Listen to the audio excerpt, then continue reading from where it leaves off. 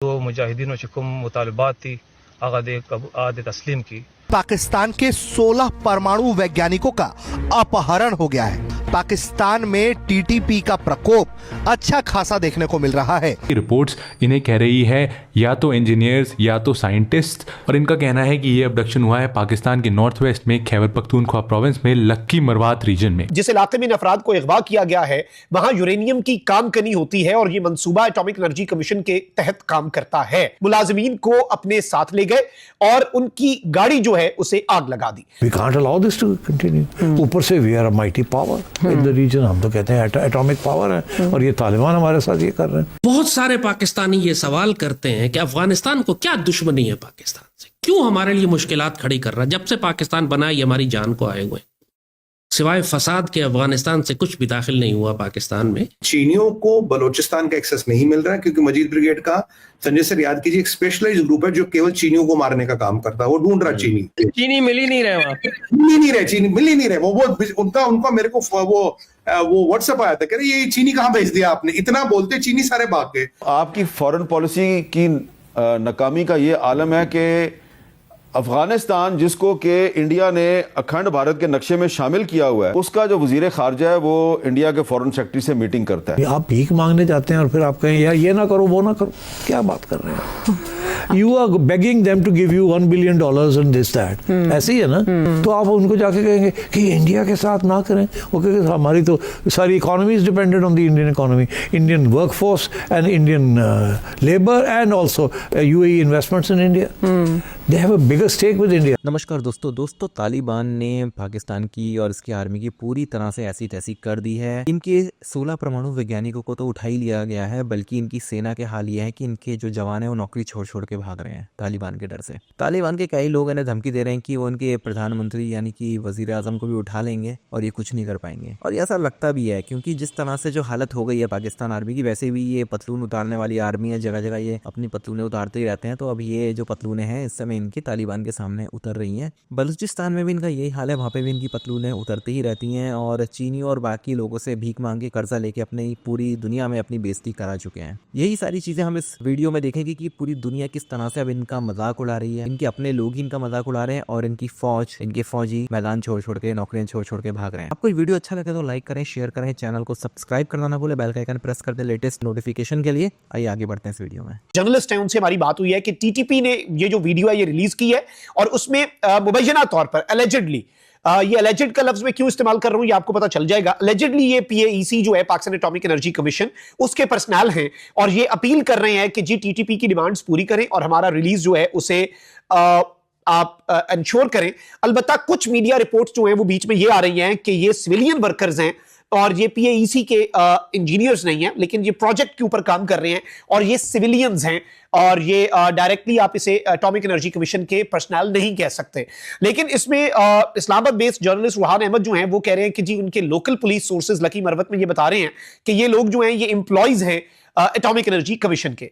अब ये जाहिर बात है पाकिस्तान के जो सिक्योरिटी नाफिज करने वाले इदारे हैं और इस वक्त जो एक मामलात चल रहे हैं बॉर्डर के ऊपर ऑलरेडी भी, और इन्होंने जो बातें की हैं इन्हें इसका मुंह तोड़ जवाब तो मिलेगा और अच्छा खासा मिलेगा। और आपने इससे पहले भी देख लिया कि चाहे अब फिर दहशतगर्द अफगान सरजमीन को इस्तेमाल करें, अफगानिस्तान की जो हुकूमत है उसने ये कमिटमेंट की थी इंटरनेशनल कम्युनिटी से कि उनकी सरजमीन दहशतगर्दी के खिलाफ इस्तेमाल नहीं होगी। सरजमीन इस्तेमाल होना क्या दूर की बात, उनके खिलाफ कार्रवाइयां, इनके जो मकामी बॉर्डरिंग रीजन के अंदर लोग हैं पाक अफगान बॉर्डर के अक्रॉस उस साइड पे जो अपने अफगान तालिबान के लोग हैं वो टीटीपी की मुआवनत भी करते हैं, उनके साथ भी मिले हुए हैं और उनके बड़े खानदानी और इक्तसादी और बड़े बड़े इनके इंटरेस्ट हैं, वेस्टेड इंटरेस्ट हैं, बीच में बहुत से पैसा इसके अंदर इन्वॉल्व है पाकिस्तान को डिस्टेबलाइज करने के लिए। और देयर इज अ रीजन कि भाई इस एक मुद्दे के ऊपर पाकिस्तान के अंदर पॉलिटिक्स भी नहीं होती और ये पाकिस्तान का एक मुश्तरका मामला है। खैबर पख्तूनख्वा की गवर्नमेंट जो है पाकिस्तान तहरीक इंसाफ की, वो भी लगातार राब्ते में रहती है।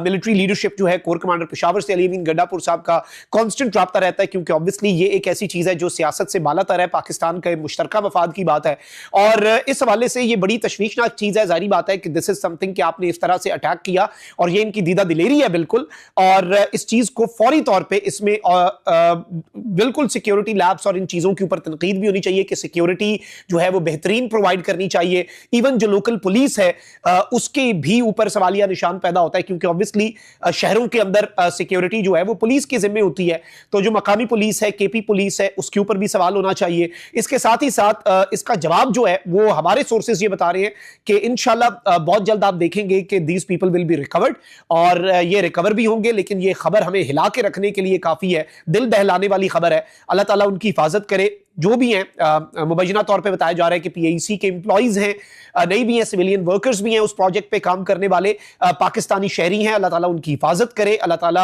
अफगानिस्तान और इंडिया मिलकर पाकिस्तान में गड़बड़ को बढ़ावा दे सकते हैं, जो ऑलरेडी हो रही है ना, यही तो रोना है कि इंडियन की कॉन्सुलेट्स भी हैं, वो भी ख़त्म नहीं हुई अभी। इंडिया का वहाँ ऑलरेडी एक फुटप्रिंट है, डायरेक्ट एंड इनडायरेक्ट।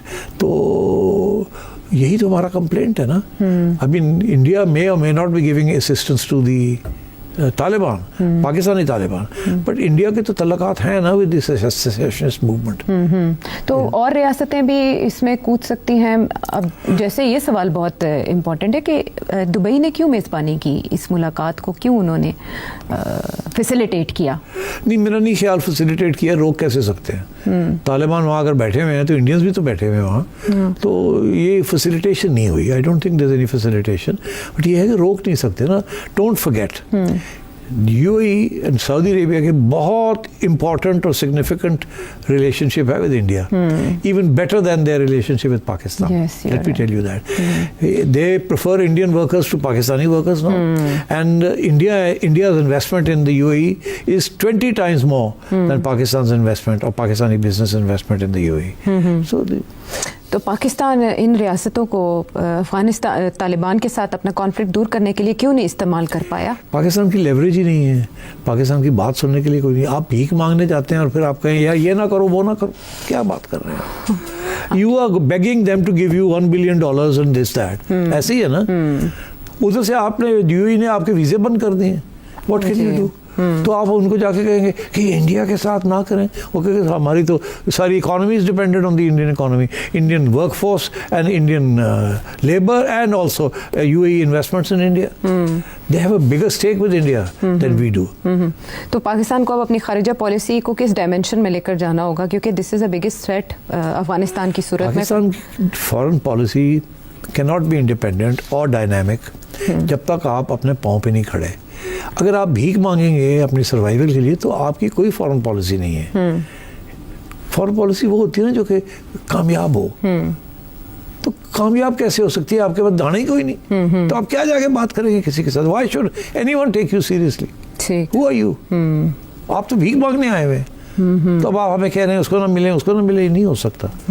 तो until and unless you are a strong economy and a democratic government with popular support, you won't get anywhere in your foreign policy.